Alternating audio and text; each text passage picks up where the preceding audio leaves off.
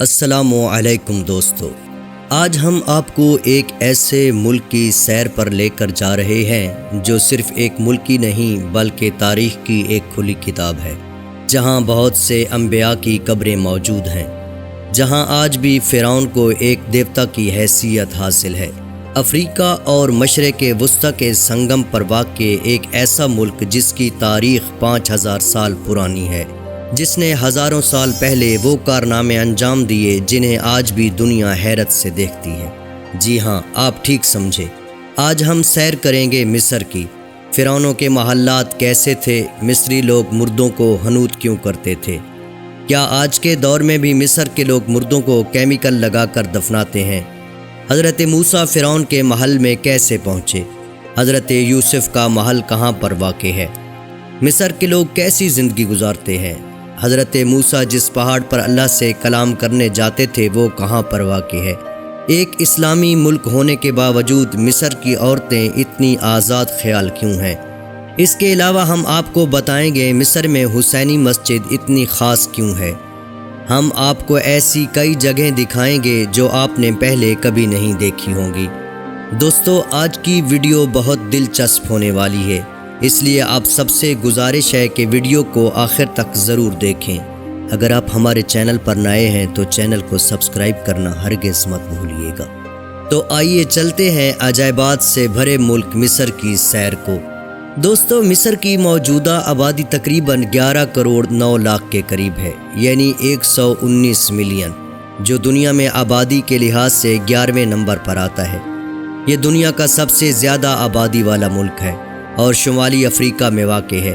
ملک کی 40% آبادی شہروں میں رہتی ہے جبکہ 60% لوگ دیہاتوں میں رہتے ہیں۔ مصر دنیا کے قدیم ترین ممالک میں سے ایک ہے جو ہزاروں سال پرانا ہے۔ مصر کی سرحدیں لیبیا، سوڈان، اسرائیل اور فلسطین سے ملتی ہیں۔ اس کے شمال میں بحیرہ روم اور مشرق میں بحیرہ احمر واقع ہے۔ اگر ہم اس کے رقبے کی بات کریں تو مصر کا کل رقبہ تقریباً 10,04,50 مربع کلومیٹر پر محیط ہے، جو اسے دنیا کا 30واں بڑا ملک بناتا ہے۔ دوستو، کیا آپ جانتے ہیں کہ دنیا کا سب سے لمبا دریائے نیل بھی یہیں سے گزرتا ہے، جس کی لمبائی 6,650 کلومیٹر ہے۔ مصر کی 90% آبادی مسلمان ہے جبکہ 10% لوگ دوسرے مذاہب سے تعلق رکھتے ہیں۔ مصر کی سرکاری زبان عربی ہے اور یہ ملک میں بولی جانے والی سب سے عام زبان ہے۔ دوستو، قاہرہ جو کہ مصر کا دارالحکومت ہے، دنیا کا سب سے بڑا عربی بولنے والا شہر ہے۔ قاہرہ کو 1000 میناروں کا شہر بھی کہا جاتا ہے۔ قاہرہ کی آبادی تقریباً 2 کروڑ 19 لاکھ افراد پر مشتمل ہے، جو اسے دنیا کے سب سے زیادہ آبادی والے شہروں میں سے ایک بڑا شہر بناتا ہے۔ قاہرہ دریائے نیل کے کنارے واقع ہے اور مصر کی سیاسی اور سماجی سرگرمیوں کا مرکز ہے۔ مصر میں بہت سی خوبصورت یادگاریں ہیں جو مصر کو اپنے لیے مشہور کرتی ہیں، لیکن مصر کی اصل جان ہے دریائے نیل۔ دریائے نیل دنیا کا سب سے لمبا دریا سمجھا جاتا ہے اور اسی دریا نے مصر کے صحرا کو ایک زرخیز تہذیب میں بدل دیا ہے۔ اگر ہم وقت کو تقریباً 5000 سال پیچھے لے کر جائیں تو ہمیں دنیا کی قدیم ترین تہذیبوں میں سے ایک قدیم تہذیب مصری تہذیب ملتی ہے۔ یہ وہ دور تھا جب فرعون حکمرانی کرتے تھے۔ فرعون صرف بادشاہ نہیں بلکہ خدا کا نمائندہ سمجھا جاتا تھا۔ ان فرعونوں میں سب سے مشہور نام توتن خامون کا ہے، جس کا مقبرہ تقریباً مکمل حالت میں ملا اور اس کی دریافت نے پوری دنیا کو ہلا کر رکھ دیا۔ اس کے علاوہ قاہرہ کے قدیم علاقوں میں مقدس شخصیات کے مزارات بھی موجود ہیں اور یہاں پر سب سے مشہور جگہ حسینی مسجد ہے۔ تاریخ دانوں کا خیال ہے کہ یہاں پر امام عالی مقام حضرت امام حسین علیہ السلام کا سر مبارک دفن ہے۔ دوستو، اب ذرا چلتے ہیں مصر کی اس مشہور جگہ کی جانب جہاں پر حضرت موسیٰ اللہ تعالیٰ سے کلام کرنے جاتے تھے، جو کوہ طور پہاڑ کے نام سے جانا جاتا ہے۔ یہ پہاڑ جنوبی مصر میں جزیرہ نما سینا میں واقع ہے۔ اس پہاڑ کی اونچائی تقریباً 2285 میٹر ہے۔ اسی پہاڑ کے اوپر چڑھ کر حضرت موسیٰ اللہ تعالیٰ سے گفتگو کرتے تھے۔ آج بھی ہر سال لاکھوں سیاح اور زائرین یہاں آتے ہیں۔ پہاڑ پر چڑھنے کے لیے تقریباً 3750 سیڑھیاں بنی ہوئی ہیں۔ اور پہاڑ کی چوٹی پر ایک مسجد بھی موجود ہے۔ رات کو اس پہاڑ سے غروب آفتاب دیکھنا ایک ایسا منظر ہے جو انسان کبھی نہیں بھول سکتا۔ آسمان پر سرخ اور سنہری رنگ اور نیچے صحرا کی بے انتہا وسعت، اور یہی وہ ملک ہے جہاں پر اللہ تعالیٰ نے حضرت یوسف علیہ السلام کو قید کے بعد بادشاہی عنایت کی تھی۔ دوستو، مصر ایک ملک نہیں بلکہ سربستہ رازوں کی وہ سرزمین ہے جسے کھوجنے کے لیے صدیاں درکار ہیں۔ اس ملک کی سیر کرنے والا ہر بندہ وہاں کے عجائبات دیکھ کر حیرت زدہ ہو کر رہ جاتا ہے اور سوچنے پر مجبور ہو جاتا ہے کہ آخر یہ عجوبے انسانوں کی تخلیق ہیں یا کسی اور مخلوق کی۔ دوستو، مصر کے ہر بادشاہ کو فرعون کہا جاتا تھا۔ ان فرعونوں کے محلات مصر کے شہر لکسر میں واقع ہیں، جو قاہرہ سے تقریباً 100 کلومیٹر دور ہے۔ دریائے نیل بھی اسی شہر کے قریب سے گزرتا ہے۔ اس شہر کی آبادی تقریباً 13 لاکھ کے قریب ہے۔ یہ وہی شہر ہے جہاں پر حضرت موسیٰ علیہ السلام کی ولادت ہوئی، اور اسی مقام پر فرعون کا گھر بھی موجود تھا جس کا نام راجے سے دوم تھا۔ دوستو، آپ نے سنا ہوگا کہ مصری لوگ اپنے مردوں کو حنوط کرتے تھے، یعنی ممی بناتے تھے، لیکن کیا آپ جانتے ہیں ایسا کیوں کیا جاتا تھا؟ قدیم مصری یہ یقین رکھتے تھے کہ موت کے بعد روح دوبارہ جسم میں لوٹتی ہے، اور اگر جسم محفوظ نہ ہو تو روح کو گھر نہیں ملتا۔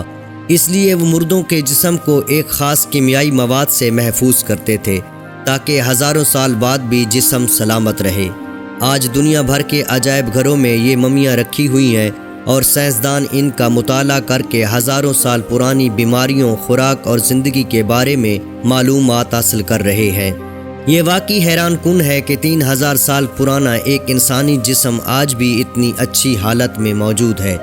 دوستو، مصر کا ذکر ہو اور اہرام کا نام نہ آئے، یہ ممکن ہی نہیں۔ قاہرہ کے قریب گیزا کے مقام پر یہ اہرام دنیا کے 7 عجائبات میں شامل ہیں، بلکہ یہ واحد عجوبہ ہیں جو آج تک مکمل طور پر محفوظ ہیں۔ سب سے بڑا اہرام خوفو کا ہے جو تقریباً 138 میٹر اونچا ہے، اور اسے تعمیر کرنے میں تقریباً 20 سال لگے۔ اس اہرام میں 23 لاکھ پتھر کے بڑے بڑے بلاک استعمال ہوئے، جن میں سے ہر ایک کا وزن اوسطاً 2.5 ٹن ہے۔ سائنسدان آج تک یہ نہیں جان سکے کہ اس زمانے میں جب کوئی جدید مشینری نہیں تھی تو یہ بھاری بھرکم پتھر کیسے اٹھائے گئے۔ دوستو، مصر صرف فرعونوں کی سرزمین نہیں بلکہ یہ انبیاء کی سرزمین بھی ہے۔ حضرت یوسف علیہ السلام کو ان کے بھائیوں نے ایک کنویں میں ڈال دیا تھا، اور پھر وہاں سے تاجر انہیں مصر لے آئے۔ انہیں غلام کے طور پر بیچا گیا، اور پھر وہی یوسف علیہ السلام جنہیں غلام بنا کر بیچا گیا تھا، ایک دن مصر کے بادشاہ بن گئے۔ حضرت یوسف علیہ السلام کا جو محل تھا اس کے آثار آج بھی مصر کے علاقے منف میں ملتے ہیں۔ یہ علاقہ قاہرہ سے جنوب میں واقع ہے، اور یہاں آج بھی کھدائی کے دوران قدیم یوسفی دور کی نشانیاں ملتی ہیں۔ مصر میں آج بھی ایک نہر کو بحر یوسف یعنی یوسف کی نہر کہا جاتا ہے۔ حضرت یوسف علیہ السلام نے قحط کے دنوں میں کھیتوں کو سیراب کرنے کے لیے اسی نہر کو بنوایا تھا۔ دوستو، اب ذرا بات کرتے ہیں مصر کے عام لوگ زندگی کیسے گزارتے ہیں۔ مصری لوگ بہت مہمان نواز اور خوش مزاج ہوتے ہیں۔ مصری کھانا بہت مشہور ہے۔ یہاں کا مشہور کھانا کشری ہے، جو چاول، دالیں، پاستا اور ٹماٹر کی چٹنی سے بنایا جاتا ہے۔ یہ مصر کی قومی ڈش ہے اور ہر گلی کی نکڑ پر ملتی ہے۔ مصر میں چائے کا بہت رواج ہے۔ یہاں کے لوگ دن میں کئی بار چائے پیتے ہیں، اور مہمان کو چائے پیش کرنا یہاں کی روایت ہے۔ مصر کی معیشت کا بڑا حصہ سیاحت پر منحصر ہے۔ ہر سال لاکھوں سیاح یہاں پر آتے ہیں، اور مصری لوگ ان کے ساتھ بہت اچھا سلوک کرتے ہیں۔ دوستو، مصر میں صرف تاریخی مقامات ہی نہیں بلکہ قدرتی خوبصورتی بھی کمال کی ہے۔